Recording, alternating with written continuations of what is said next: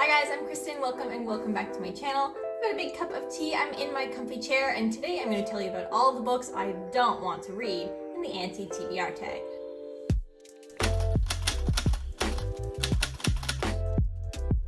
I will link the original creator of this tag down below. In the beginning of it, she talks about how she actually created this tag originally because she thought that we should, within the book community, more frequently talk about the books that we don't actually want to read in a very non-judgmental way, because there's just no way we're all going to be able to read all of the books ever. So obviously, if I mention a book or an author today that is a favorite of yours, there's absolutely no judgment. I just don't think that these books or authors are going to work for me. Okay, so starting off with question number 1, and this is a popular book that everyone loves that you have no interest in reading.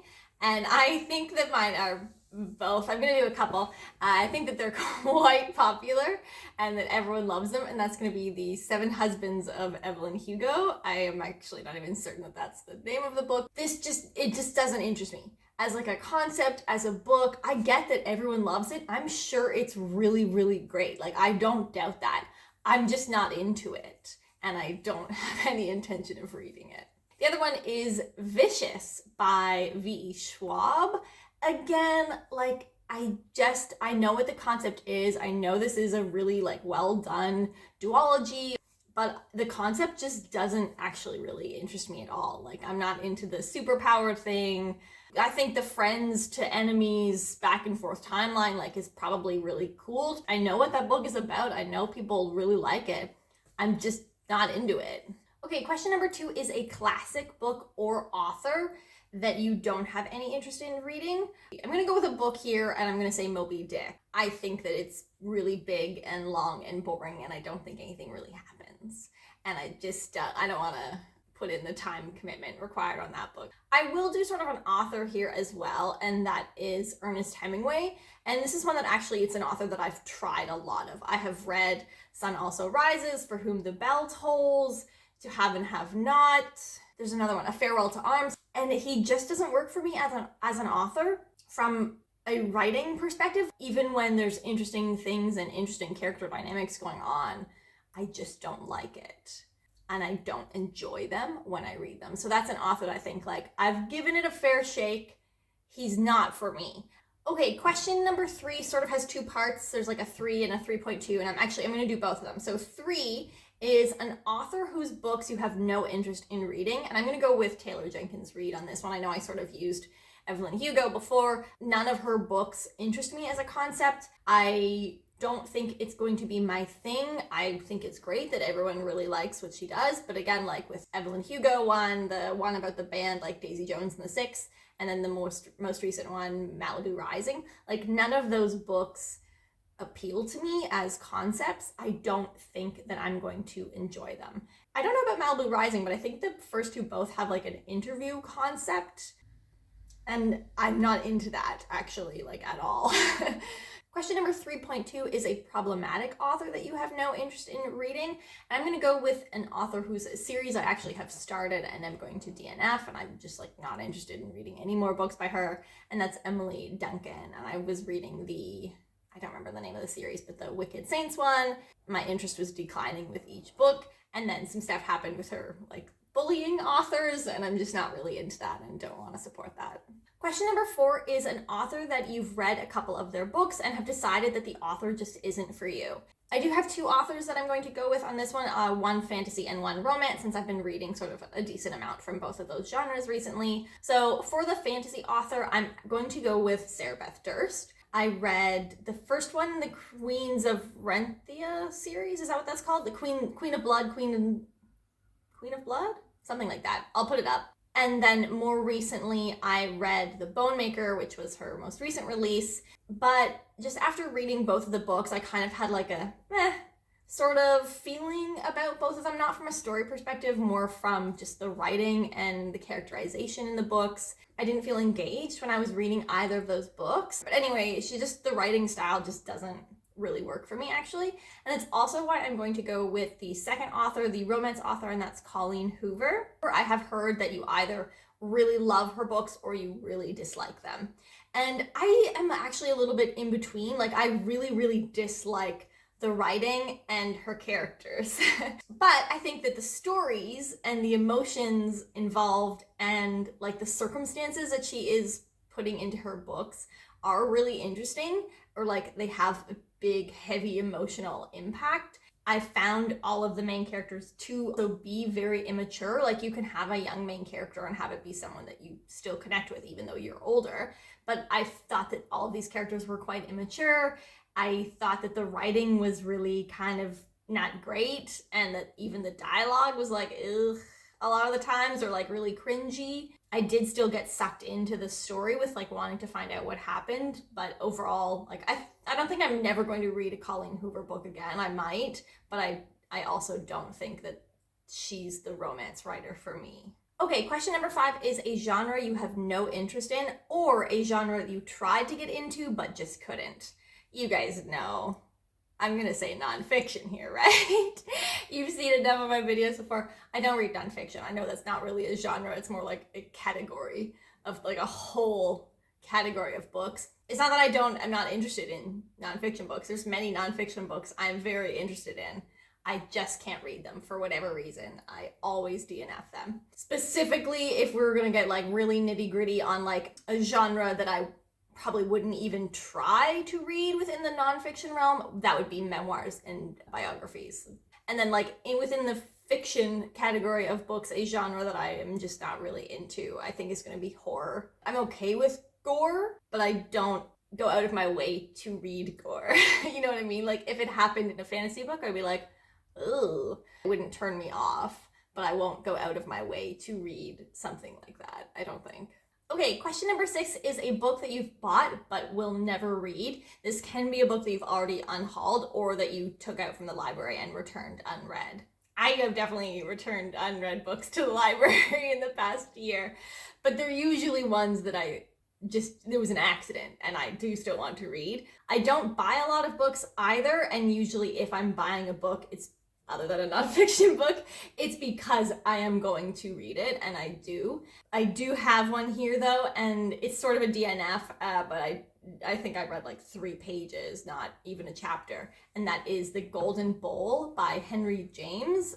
This was a pick for my classical book club when I was still there in Toronto. I think I read the first couple pages, something was going on in my life, and I like couldn't read the book that month. Most of the people in the book club also kind of found it pretty average. It wasn't a book that I had really like known about or wanted to read anyway.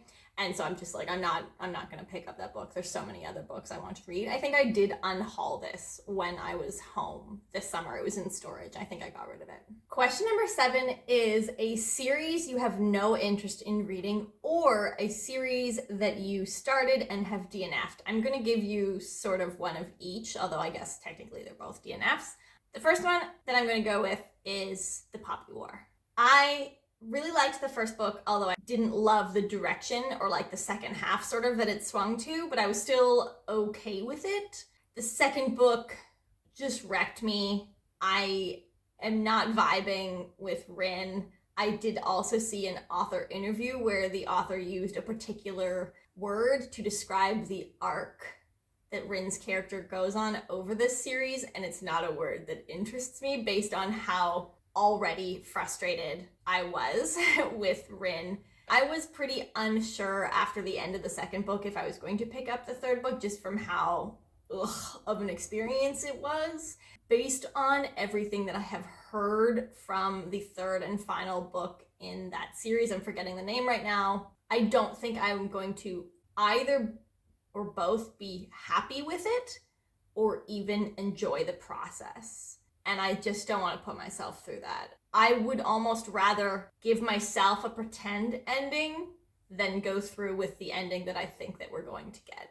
The other series, I'm going to go classic fantasy here, and I'm going to go with Lord of the Rings. I don't even think it's like blasphemous to read fantasy and not read Lord of the Rings. I have tried to read this series before. I did read The Hobbit. I really liked it. It is like old fantasy writing, and that's not always what interests me.